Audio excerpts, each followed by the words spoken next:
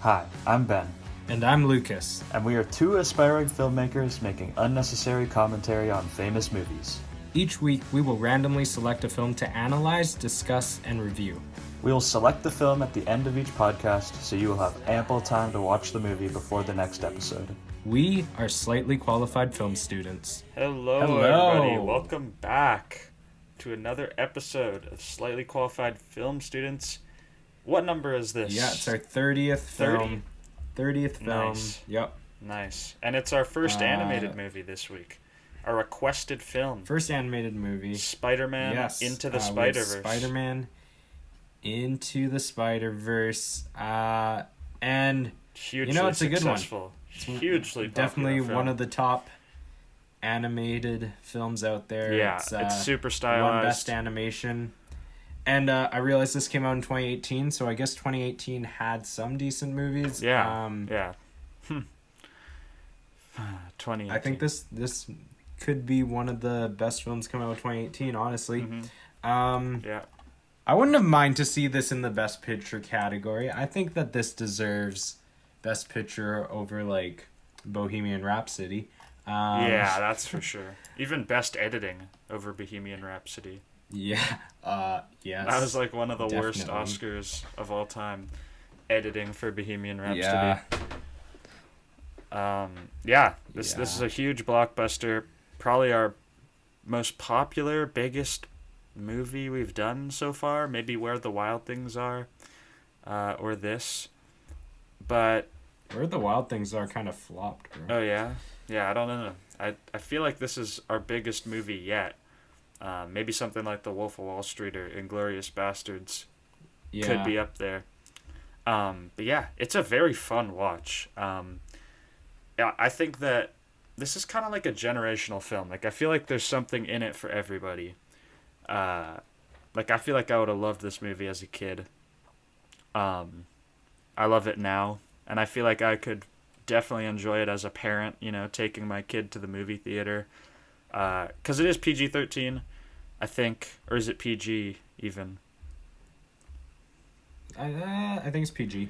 Yeah, no swearing, no blood. But there's some jokes that are a little thrown in there for the adults. Yeah. It doesn't feel too much like a kid And it's movie. also the style of animation within this film. It feels a lot darker and grittier. Yeah.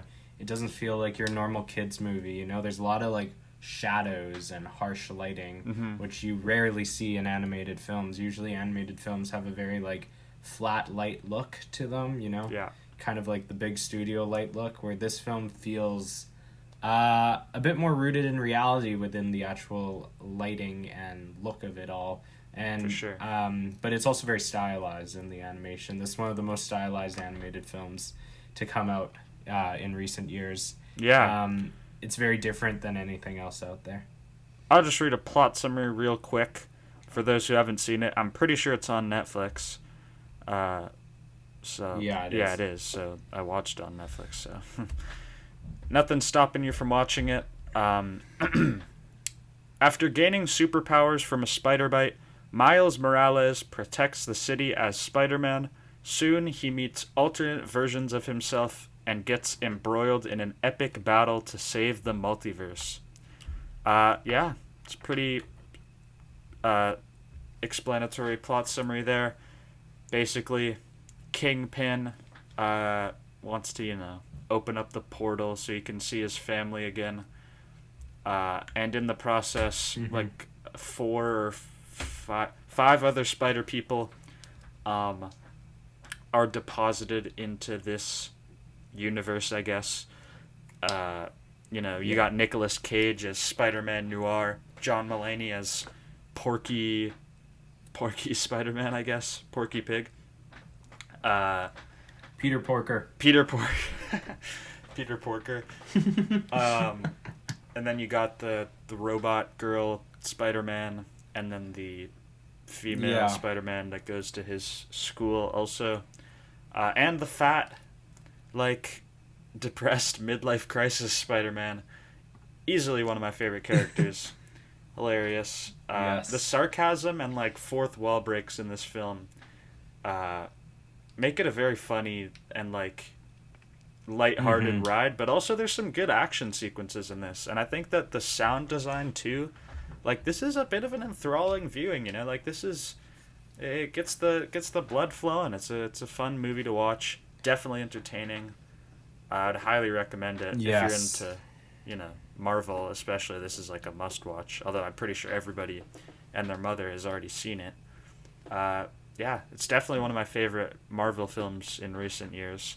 I'm not too much of a... I don't watch that many superhero movies, I feel like. I haven't even seen Infinity War or Endgame yet. But, shame. No. You know. Yeah, I can speak for the superhero fans here. I've seen every MCU film out there. Yeah, this one's really funny because, well, it's not really... I mean, it's associated with Marvel, but it's a Sony film because Sony owns the rights to Spider-Man. Mm-hmm. And Yeah. Sony They're killing it. is kind of famous for not, you know, kind of not capturing the true essence of Spider-Man. You know, they Tobey captured Maguire. it a bit in Spider-Man 2 with Tobey Maguire, but, you know, Spider-Man 3 was everyone rips on it, and The Amazing Spider-Man's kind of everyone doesn't like. So this is like the first time they've actually made a Spider-Man film where it got like a wide audience approval. There was no real criticism to this, and that's because they kind of nailed it. And I think a big portion of that is the fact that they're able to make fun of themselves in this film. I mean, we have constant reminders of how much they've reused the storyline of Spider-Man, this idea. You know, it's we go over it many times in this film, and it's all just sarcastic, funny, making fun of itself. And they even shout out the Tobey really Maguire important part dance, like infamous Yeah, walking down the street exactly. scene. Little callback, making fun of it, and yeah, it feels self-aware, almost. Yeah, definitely. Yeah. So let's move into standout scenes here. What's your standout scene? You know, I think that I have a lot of this film that I really love. There's a lot of scenes, but I think that the sequence, the day after he gets bitten by the spider and he's going through the school, discovering, you know, his powers, I think it's just a great, funny scene. The editing kind of ramps it up because you have all those comic panels that are like his thoughts being really loud because his, you know, spidey senses are developing, and he's just getting into all sorts of ridiculous situations. It's definitely like feels like the energetic start to the movie. Yeah, stuff's starting to get real, and it's a hilarious scene, edited really well, and yeah, that's my standout scene.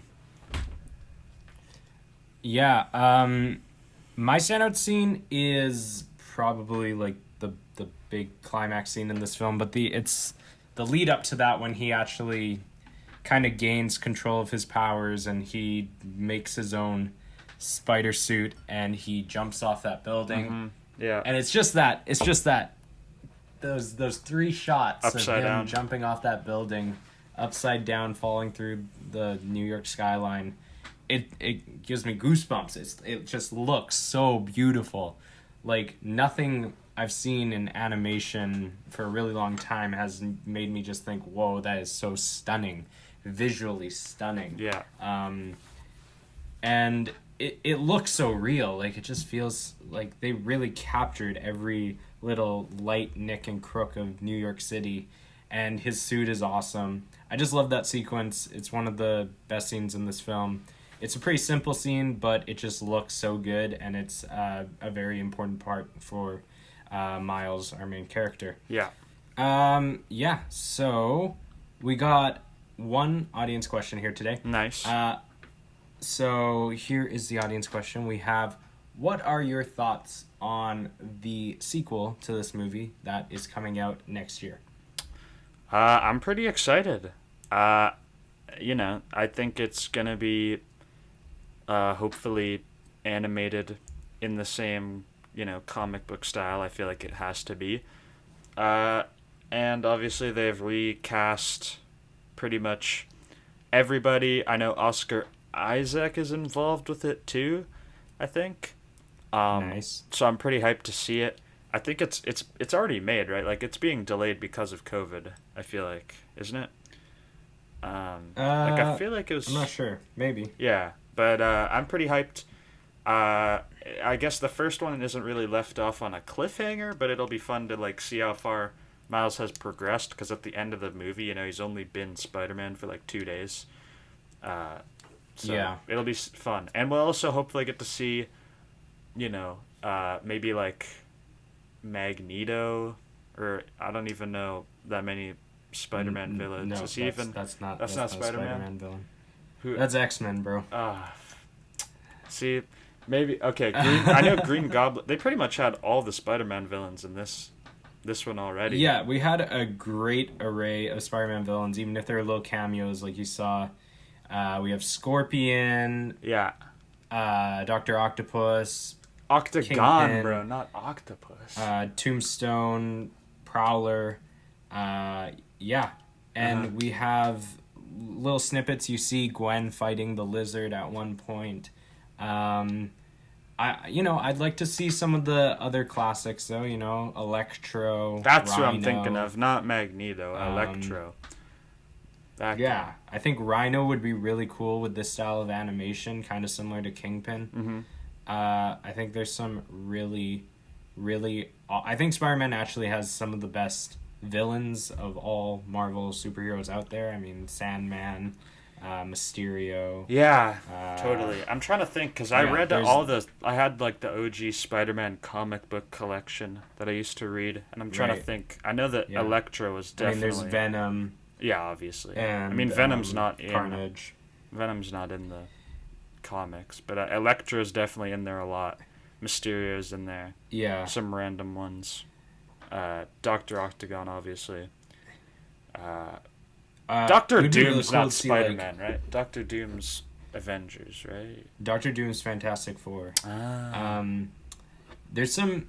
I think it would be really cool to see like a Sinister Six thing happen with this animation. I know they're trying to do that with the live action, but you know, the Sinister Six is a very famous Spider-Man comic involving 6 of his main villains, and I think that would be really cool to see in this style of animation, because I really like the designs of all of these villains. They're very different from the originals, but they also just are very cool and have their own kind of flair to them. Mm-hmm. Yeah. Yeah, for the second one, though, like, I get, you know, maybe some people are kind of nervous because it's a sequel, and, you know, it's a sequel. Sequels don't always end up amazing. But, you know, there's some out there, and I think that if it's the same, you know, writing staff, same animation team, I think this film can be really good, because this is just an exceptional film. It's not like, you know, The Amazing Spider-Man, which was a pretty good film but not great, and then they made a second one and it was even worse. This is one where you're starting with something that's really, really solid. So even if it goes downhill a little bit, I think it's still going to be pretty good. So I'm excited, and I'm excited to see it in theaters, because I didn't get to see this one in theaters. So I am excited for that. Mm-hmm. Yeah, same. I would love to see this movie in theaters. I feel like it would be, 10 times as good, because the sound design, like I was saying, is amazing. I think with that being said, though, let's hop straight into the review of this thing after a quick break.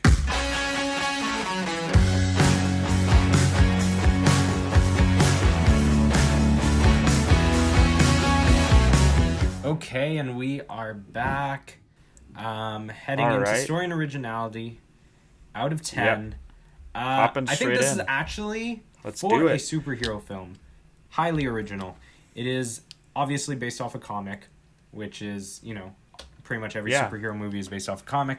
But the actual content within this film is really, like, different than anything we've seen. The idea of this multiverse opening, this idea of different Spider-Mans from different universes and different times in the, like, space-time continuum. It's pretty cool, and I know that they're planning on doing that in the new Spider-Man film, but this is, you know, the first one to do it.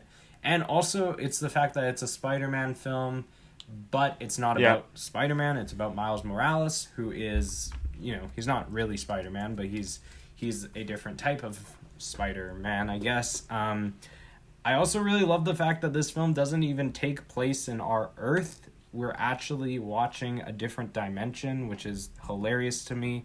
Like the midlife crisis Spider-Man is from our Earth, and Miles Morales' Earth is slightly different one. We see that through the Coca-Cola signs and the different things up in Times Square. But I just think that's I think that's just a really cool aspect of this film, that they could have really easily just been pretty basic with it, but they kind of like just added a bunch of stuff into it that was unexpected. And yeah, I think all the characters are very cool, very fun. I think that the story, even though it is something we've seen, it's kind of like Back to the Future or other things like that, where you got to get someone back in time before they die or before they disintegrate. It's something we see a lot of. I just think how they did it was very original and something new and refreshing for superhero films. Yeah. I think that it is very original, and I like the story. I don't think it's too revolutionary. Like, yeah, there's the dimensions, but at the same time, it hits pretty typical story beats of a superhero movie, which is totally fine. He's got the moment where he's all down and he can't do anything, and then boom, he gets that, his confidence. He has that like pep talk from his dad, and then he goes out. He's Spider-Man. That's awesome. So nothing too amazing for story in my opinion. I do really love the idea though, and the concept, and the originality is boosting it for sure. It's a very refreshing superhero movie, especially compared to like the original Spider-Mans, which are just wow. Not and I just like the fact that it's making fun of the other Spider-Mans too. I think that's a definitely added benefit. Yeah. I gave it the 8% out of 10. Nothing too crazy, but it is very original. Yeah, I gave it 9 out of 10. Concept. I mean, I've definitely seen more superhero movies than Ben has, and I can testify that this is nothing like the other superhero movies out there to date. Moving in to beginning out of 5. Yeah. I really like this beginning. I mean, it's got the fourth wall break narration, I guess, narrating as Peter Parker, but I think it's hilarious, and I think it's very entertaining. You got the Tobey Maguire joke in there, and I think it sets the tone pretty nicely, because you're not thrown into some like regular origin story, that's taking itself very seriously. You can tell right off the bat that this movie is gonna not take itself too seriously. It's gonna be pretty funny.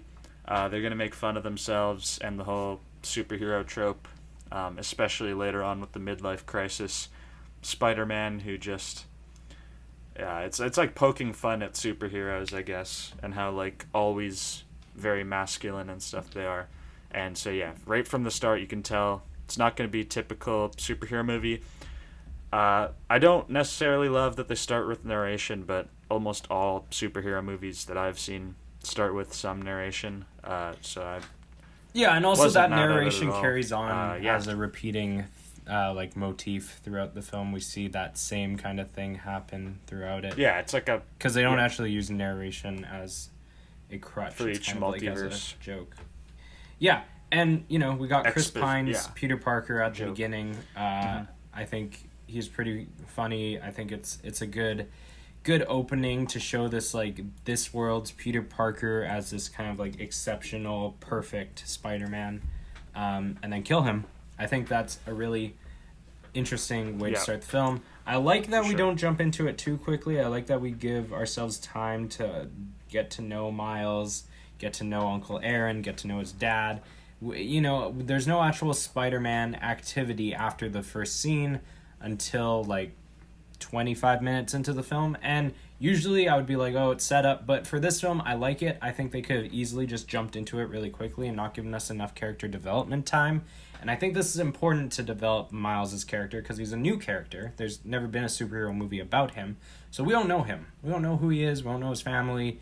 We need to develop his character before we jump into all the spider stuff, and I like that they gave it time. Yeah, I think it's a pretty solid beginning. It's got some really funny scenes. I give it 4 out of 5. Yeah, I gave it a 4% out of 5 too. Hilarious, great, sets the tone nicely. Now let's move into ending out of 5%. I think that this ending is it's okay. I think that it's a little too cliche in a way to end with the kind of like motivational narration.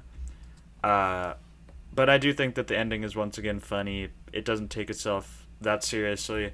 It has a pretty happy ending, I guess. No one too important dies, spoiler alert, other than his uncle, I guess, which is nice. And I like that he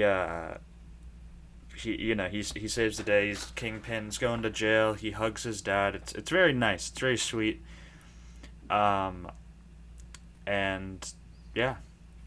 like this ending. It's very solid. There's nothing really special about it for me. Like, I wasn't blown away by it. And I think it is a little cheesy. Yeah, I agree. It's cliche, like kind of similar to any other Spider-Man ending. We got that narration at the end that's like super, like with that music in the background, and he's like swinging, and it's pretty simple. But I think that there is that like insane fight sequence beforehand, which is one of the coolest fight sequences out there. I mean, visually speaking, with all the colors and just everything, it's crazy. But the biggest thing I don't like about this ending is I don't actually like how it ends, like the actual final shot of the film. He's like in bed, lying there, like singing to the song, and I think that would have been a perfect place to end, but then they had to be like, ooh, what's this portal opening? And then you hear Gwen's voice be like, hey, and I'm like, no. I get that they're setting up a sequel, but I just hate when movies set up sequels at the end of the films. I want a crisp, nice, goosebump ending that's not like, yo, look at what we're gonna do 5 years from now. Not into that. But I think the big fight sequence saves it, because I really do think it's one of the most visually stunning fight sequences out there. I gave it a 3 out of 5. Yeah, I gave it a 3% too. Kind of underwhelming, but it's pretty average, I'd say, for the ending. Now let's move in to screenplay and dialogue. This film, I guess, somewhat follows like the superhero formula, but I feel like it hits story beats really well. I think it's very well written. The dialogue is super funny. There are some really funny scenes in here. I have to say the heist of the science place, I forget what it's called, where he's giving him the plan. He wants to take the bagel at the end. And he's just talking to him the whole time. It's a very well written, funny scene, and it's not something you'd expect from a superhero movie, because it's like a intense stealth mission, but like there's just witty banter the whole time. Right.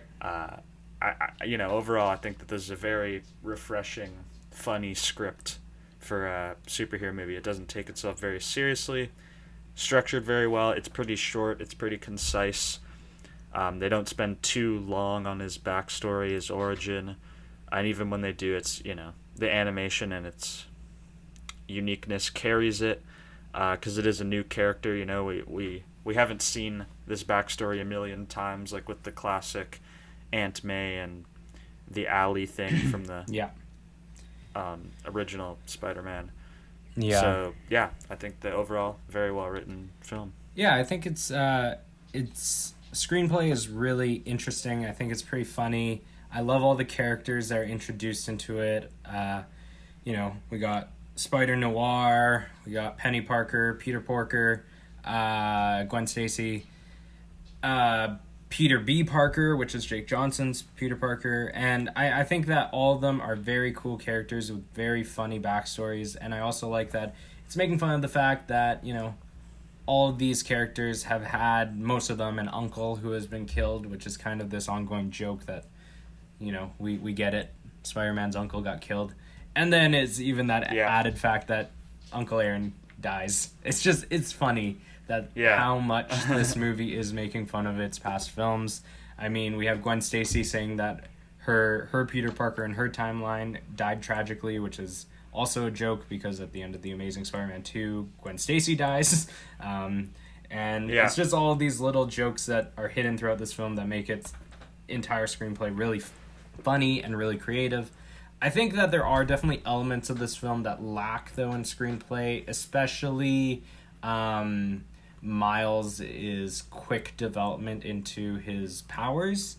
I think that there is no build-up. It's like he goes from not knowing how to use them at all to all of a sudden being a master at everything. And I think we needed more of a build-up. I get that he has to get to that point, and I think that's fine to get him to that point at the end of the movie, but I think he needs more than just a motivational speech from his dad. We need to see him growing throughout the film so that it's justified that his dad's speech is like this peaking point for him to become this Spider-Man, where instead it's kind of like he just sucks throughout the film and then he all of a sudden is a mastermind at web-slinging. And I think that's my biggest issue with the screenplay. I mean, there's little elements here and there where the dialogue's a little cheesy. You have some, you know, just regular superhero stuff. But that's my biggest issue. I still think it's a really creative screenplay, though. I gave it a 6 out of 8. Yeah, same. I gave it a 6% out of 8 as well. Definitely above average, especially compared to the old Spider-Man's, you know, the 2004 onward trilogy.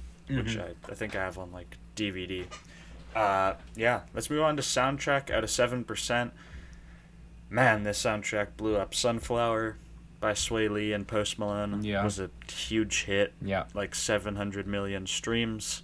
And I do like the soundtrack. I like that they incorporate, you know, modern music. It feels just overall like this film is even more rooted in reality when they're out here listening to real songs that people nowadays would listen to. And the score is quite nicely composed too for like the more dramatic moments, like the fight scenes. It's not my favorite soundtrack in the world, but I think that it is, you know, it's a very good soundtrack. Definitely fits the movie very well. And I noticed that they teamed up with the guy who composed this score for the sequel too, so it'll probably sound pretty similar. I don't know if they'll do like a whole original music album like they did this time with people like Juice WRLD, Sway Lee, Post Malone. Like they made a whole album for this film. I don't know if they'll do that again, but we'll see. Yeah, very good soundtrack. I agree. It's a pretty solid soundtrack. I think the score is actually very epic. It's very... It's like its own character within this film. I think that the song choices are fun and definitely fitting for the atmosphere of this film. Personally, not music I would probably listen to on a day-to-day basis, but I still jam to it when I'm watching the film. Yeah, I think it's definitely an added part that really makes this film as entertaining as it is. I think that all the songs and scoring in this film are very fun to listen to. Yeah, I gave it a solid 6 out of 7. Yeah, I gave it the 6% too. Let's move on to not production design. Not background animation. We're doing background animation. Yeah, that's right. Splitting it up a little here because production design does not make sense for an animated film. So we have background animation, which is phenomenal. Phenomenal. I think it's the best part of the animated factors in this film. The amount of detail. Oh, for sure. The amount of there's so many jokes and references. Yeah. Like, if you look at just a still of Times Square in the animation, it's there's so much detail. It's beautiful. Every little aspect that had to be animated for this film. Also, the entire look of it. I mean, this film looks like it's hand-drawn. It has that feeling that's hand-drawn through the It looks effects. like a comic book is what it's supposed to look That's like. exactly what it is. It's supposed to feel like a comic book come to life, and they really it hits the mark. Focus They on did that, it. and I'll talk a bit more about that when we get to actual core animation. But with background animation, it's phenomenal. All the buildings are beautiful. It feels like you're in New York. All of the lighting, all of the different props and things just around his bedroom or his uncle's apartment. Every little aspect of the background animation design in this film is phenomenal, and it is one of the most visually stunning, I will say again, animated films out there. The color usage in this film, I mean, there's so many colors and different palettes are seen through scene to scene. It's pretty phenomenal. It's absolutely stunning. It's definitely the thing that attracted me to this film the first time I watched it, was just looking at the absolute beauty of this film. And once again, we'll go more into the overall animation in a bit, but yeah, the sets, even like, I guess the animated equivalent of set design in this film, like Miles and his roommate's room, it's so meticulously done, it's so purposeful. They spent, countless hours animating this film, and I think it totally paid off. I think honestly the animation really carries this film at some points, because it's just beautiful to look at. I almost don't care what's going on. I'm marveling at it. Yeah, and I love how they kind of have this half 2D, half 3D design going on. It's a really cool... Yeah, there's like... Because the background feels very 2D, two-dimensional, and the characters feel very three-dimensional, so it's like this like really odd atmosphere that you're watching, and that's kind of what makes it feel like this comic book come to life. Totally. Yeah, I think it's fantastic. Gave it full marks. 6 out of 6 right there. Yeah, I gave it the 6% as well. Truly remarkable background animation. Now we'll move into the character animation, not location which selection. Is out of character animation, which is also out of 6. I think that the character animation is not quite as amazing as the background animation, but I think it's still very, very strong. All the characters styled super nicely, especially like, someone like Nicolas Cage, all black and white from his noir timeline. I think that the character animation, it might be like the not the necessarily the focus, but at the same time the fact that, like you mentioned, these characters almost look more 3D. They kind of pop out on the background, and it makes them very prominent and cool to look at. And I think that having all the different spider suits looks really sick also. Yeah, I think it could have been very easy for this film to kind of mush together with so many Spider-Mans. So it was very important for them to make each of them their own kind of character and feel different from one another, especially when they're all in the same room together. A big thing I think is phenomenal about the character animation here is the facial expressions that we see in this film. There's something just so interesting about how they animated the faces and the facial expressions, and a big part of that is the wrinkles, the grimaces, the little eye lines, and all of that aspects that you usually don't see in character faces in animation. It feels hard, it feels rough, and you're able to do so much more because the human face and the skin and how we move, it can make so many different little features in such a little small amount of time. And animation still isn't to that point where it can do that.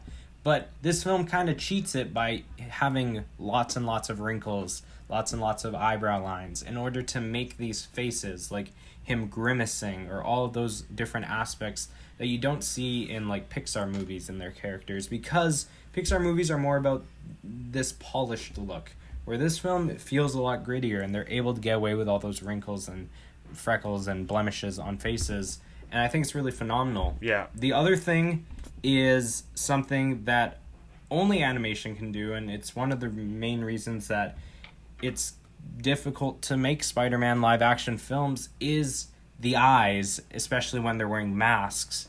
is that the eyes in this film are able to move. They're able to squint. They're able to do all of that stuff within the mask. Yeah. Where in a live action film, you can't do that. I mean, they're doing it a bit now because they have CGI masks and stuff, so they're able to do it. But in the Tobey Maguire films or the Amazing Spider-Man films, as cool as the suits may look, the eyes aren't moving, so you're getting no emotion from Spider-Man when he's in his suit. You're only getting it from the voice, and that's definitely something that this film is able to do and capitalize on. And I think it's a really big reason why comic book films can really, really be kind of perfect animated and are, I think, a lot harder to do, or at least a lot harder to stay true to the source material through live action. I agree with you, though. I don't think the character animation is quite as good as the background animation. I think that they definitely did a lot of things that is difficult to do and takes a lot of time and effort, but I still think that the characters do kind of blend into each other, especially with their suits and stuff. I think the villains could have been improved on a bit, especially Kingpin. I find him just kind of bland. He's a little too big for my liking. And Scorpion doesn't look that good. I mean, he's very minor, but yeah, I think that the Prowler looked sick. Yeah, I love the Prowler design. Yeah, I think Tombstone was kind of bland too. I think that they could have put a lot more effort into Kingpin and Tombstone. But yeah, I give it a 5 out of 6, but it's a very high 5. Yeah. I gave it the 5% too. But I just, when the background animation is absolutely incredible and mind-blowing, the character animation just doesn't quite hit that same mark, so I gave it the 5. It is a very high 5 though. Let's take a quick break and then we'll come back into the overall beauty of the animation when you put them together. Oh, yeah.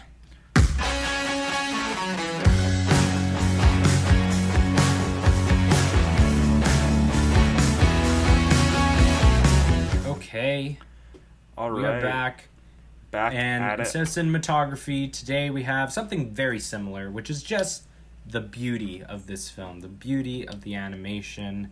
And we'll be looking at the same things as cinematography, just through the lens of an animated film.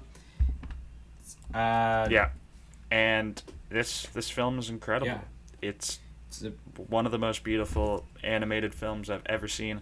I still hold Spirited Away as the most beautiful animated film, but it's hard to compare them. They have very different looks. This film though, it's crazy what they did. The style of this comic book, it pops. Like I would have loved to see this movie in like 3D. I feel like that would have been sick.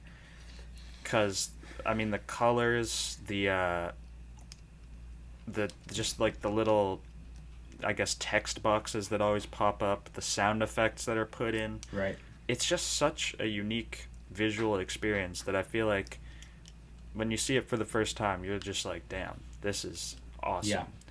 Yeah. Especially like that final scene with all the crazy colors that are just like matching the emotions of the fight.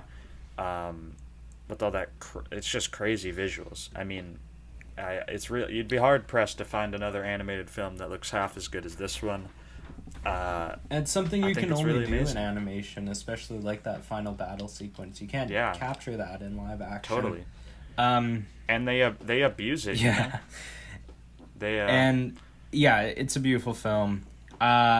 This isn't a hand-drawn film, but basically what happens is it is a 3D animated film. You have your animation template and you have a virtual camera that goes within your three-dimensional world, and you can film things like you would in real life. It's just on your computer or your animating program, which is what they did here. But I think what's really cool about what they did in this film to make it feel like a comic book is that they made every character in this film move one frame every 2 frames, which is something, if you slow down the film, you'll notice that the background is moving faster than the characters. And that's just this added fact to make it feel like you're kind of flipping through a comic book, to make it feel like it's not this smooth movement. It feels like, you know, the characters are kind of jumping from here to here. And it's something that it just makes the film feel a lot grittier and darker. The shadows in this film, the lighting, it's something you just don't see in regular animated films. And I love it. It's very new and refreshing. I love all the dots and drawing marks on this film. I like how they integrate actual comic strip animation flashes throughout different action sequences. I think there's a lot to say about this animation. I think the only thing I have that I think could have improved it a bit more is the camera movement within the animation. They do it a bit, and the director actually said that they were watching Alfonso Cuarón movies as research. Emmanuel. He actually Lubezki. quoted Children of Men because they wanted to do longer, tracking shot takes within the animated world, which I get is a very difficult thing to do. I mean, they kind of succeeded. Yeah. There are definitely times, some like when they're following them through traffic. Yeah. But it's something that is hard to do in animation, but I do think that if you're going to say you quoted Children of Men, you got to go for it, You got to do it within some action sequences. I think there's definitely moments where they could have gone longer with the takes. Instead of just, following him walking down a street. I think, especially if you look at Children of Men, the long takes appear when something very important is happening. You don't just have a long take of someone walking, you have a long take because, someone is trying to shoot someone or he's trying to escape, or the car scene. The long takes are used for a reason, so I think they had to do the same thing here. That's the only thing I have going against the animation, though, because visually it is stunning. Absolutely beautiful. Stunning. Yeah. I gave it 9 Would out have of loved 10. to see it in the theaters. Yeah, I gave it a 9% as well. It's pretty close to the 10, but I'm reserving that 10 for the day we land on Spirited Away. Fair enough. Spoiler alert, I guess. I just hand-drawn Miyazaki movies. Beautiful. Editing. Let's move on to editing, which I think is pretty spectacular. Not just pretty spectacular. This entire film is editing. I mean, it's animation, so pretty much all of it is computer generation. And to be able to piece together every single frame of animation that is taken within a computer-generated animated program is phenomenal. And not only that, not only just piecing it together frame by frame and making this phenomenal feature film, but to also add all of these effects, the spidey senses, the little comic strips, the different just like noises that you see on screen, the flashes of hand-drawn comic book strips that are placed on top of the moving action sequences. I mean, there's so many elements of how just phenomenal the editing is in this film, and I think a lot of animated films kind of cheat here with our grading system, because on top of that, the sound design, because the entire film is sound design, there is no ambience noise in animation. It's all Foley work. So editing, I mean, it's phenomenal. It is highest class. You have to be some of the greatest editors out there to edit animated films in general, but I think this film is even better than pretty much every other animated film I've seen out there editing wise. Yeah. I mean, even just something as simple as timing in this film, it's hilarious. Like, they almost edit it the same way you would like a comedic film. I mean, I think that they really took a lot of time and care with the editing. I think the sound design is absolutely phenomenal. I really would have loved to see it. I mean, I watched it on my TV because it's on Netflix, and I have to say, it is pretty awesome, even just with, TV speakers. Yeah. The score is epic. The sound effects are so crisp and so well done, as is normally the case with superhero movies or animated movies. But I mean, this film just takes it to another level, in so many different ways. The editing style feels very stylized, much like the animation, with all, like you said, the comic books, that kind of thing. And I mean, I really don't know what to say bad about the editing. I think that pretty much everything about it is just spectacular. I don't know if there's that many negatives with it. Yeah, I gave it the 8 out of 8. I gave it the full marks for editing. Yeah, I gave it the full marks too. Really, nothing wrong with it. Just masterfully edited is what it is. Now let's move on to acting, which in this case is voice acting. And I think that it's acted pretty well. I think it's the voice acting is pretty on point. Yeah, you have a I'm pretty not wowed by star-studded it. cast here. Jake Johnson, Chris Pine, Haley Steinfeld, Shamik Moore, Mahershala Ali, Lily Tomlin, Zoe John Kravitz, Mulaney. John Mulaney, yeah, Nicolas Cage, Katherine Hahn, Liv Schreiber. I mean, pretty crazy cast there. But, I mean, there isn't a lot of huge moments to shine within the voice acting in this film. I think the biggest one is probably Brian Tyree Henry, As the dad, who gets to give some really like emotional scenes, like his little pep talk to his son when he realizes Uncle Aaron has been killed. I mean, he definitely has the most like emotional stuff to do, and the rest of it is just kind of like comedic voiceover acting, which is still definitely something that should shine and that should be praised, but I don't think it's that impressive, honestly. Yeah, it's not. I'd say it's like slightly above average for voice acting. Nothing really wrong with it, I guess, but to me, there's nothing that makes it stand out as impeccably voice acted either. I mean, I also just think that the subject matter, it's not very emotional. Yeah. There's not a lot of very emotionally driven scenes. What did you give it? I just gave it a solid 8 out of 10. I don't think there's anything wrong with the voice acting, but nothing to boost it up to that 9. Yeah, I gave it the 8% as well. A couple of standout scenes here and there for the voice acting, but overall, like we said, nothing too incredible. Entertainment value out of 10. This one's high. It's a very entertaining film. Entertaining film. One of the most entertaining we've done so far. It's a wild ride. It really is, and definitely one of the movies that I would have loved to see in theaters among the ones we've done on this list. Yeah. It's action packed. It's hilarious. It's pretty it's under 2 hours. It hits hard, man. Like, aside from the very start, you're into the action right away, and I mean the animation style just captivates me personally. Oh yeah, I mean, totally. I find it hard to take my eyes off. It's one of those films you can watch without audio. Totally. My friends were watching it on their computer not too long ago, and I couldn't hear anything, but I was watching it over their shoulders because it's just so epic, and you're still entertained by just all the visuals. I mean, there are slow moments within this film, but they are definitely contrasted with comedy and with witty, sarcastic dialogue. I think this film is definitely one of the most fun films we've done so far. It's really fun. It's entertaining. It's not too sad. It's not too, intense. It's very light, something you can just throw on and enjoy.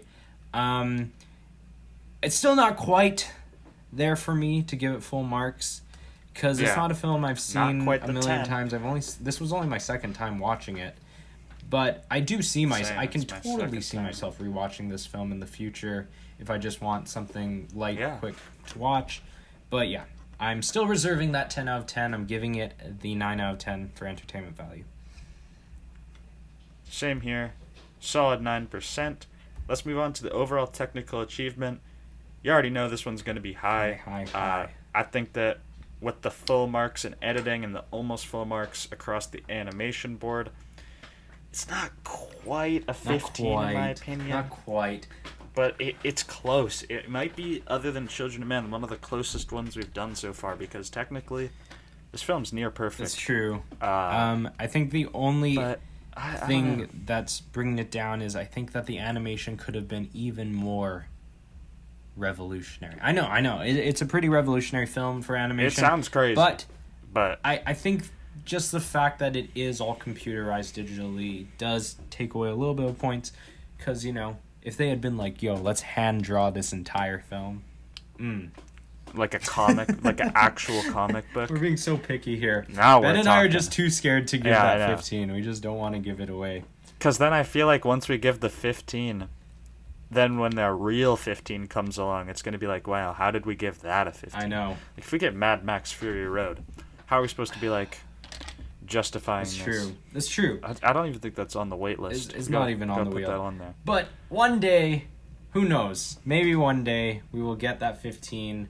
But for the moment, Or even, like, one of the new Star Wars is just, like, that's true. technically That's true. pretty incredible. Like, Yeah. just something like that. Some big budget Yeah.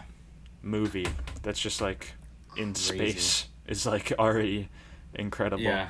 But yeah, 14%. 14. Very, very solid technically. Yeah, definitely a Let's high take 14 a there. quick break. Yeah, quick break. Come Yeah. back with our total percentages, and we are going to spin the wheel, Mm-hmm. see where our 31st film is. Yeah.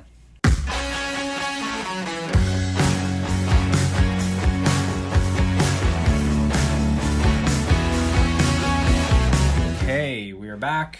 All right. Yeah. We have our final percentages, final grades here for Spider-Man Into the Spider-Verse. Ben, what did Yeah. you give it? I gave Spider-Man Into the Spider-Verse a 86%. 86%. Very high. It's technically super impressive, very entertaining, and overall, one of my favorite animated movies. Up there for my favorite superhero movies, for sure. Yeah, overall, very well-rounded film. Yeah, I mean, it's a great watch. Definitely high rewatchability. I'm happy with the 86%. Yeah, man.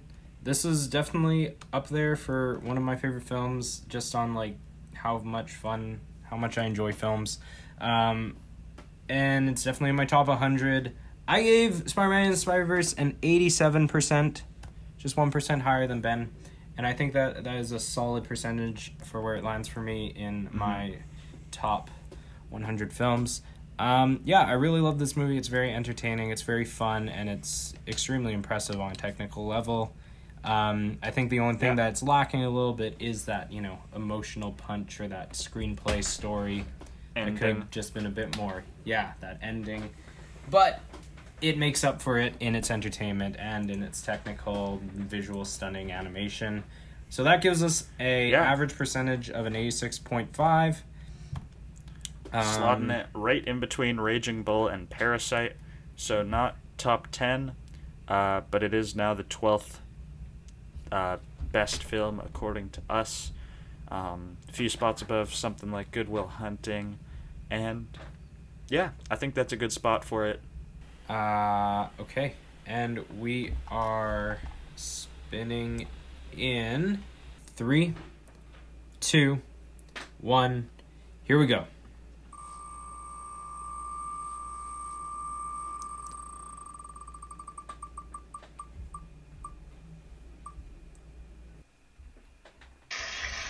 Okay. We have landed on a film called The Perks of Being a Wallflower. Huh. Never seen it. It's one of my favorite coming-of-age films. I haven't seen this in a couple years. But Nice. it's definitely one of those films that, it's just fun to watch, but also not fun at the same time. But I think it's going to be a good watch. I'm excited. I think it's on Amazon Prime. Yeah. So go watch it there. Yeah, looks like it. And yeah, It's obviously got Emma Watson in it. Very Ezra famous Miller. actress. We got Logan Lerman, Mr. Percy Jackson himself. Hell yeah. Oh god, that movie sucked. Yeah. I'm excited to rewatch this film. Excited to talk about it. Yeah, For sure. So thank you for listening to this episode, Spider-Man Into the Spider-Verse. We will see you next week with The Perks of Being a Wallflower. Yeah, have a good week. See ya. Thank you for listening to Slightly Qualified Film Students. Make sure to tune in next week for a new film discussion and review. Our theme song is Slightly Sexy by Thompson Springs. Make sure to subscribe and leave us a like. Send us feedback and comments as well as your thoughts on the film. Follow us on Instagram and Twitter at S_Q_F_S. If you would like to send us a question or a comment for next week's episode, you can email us at sqfilmstudents@gmail.com. Thanks for listening, and we'll see you all next week. Bye.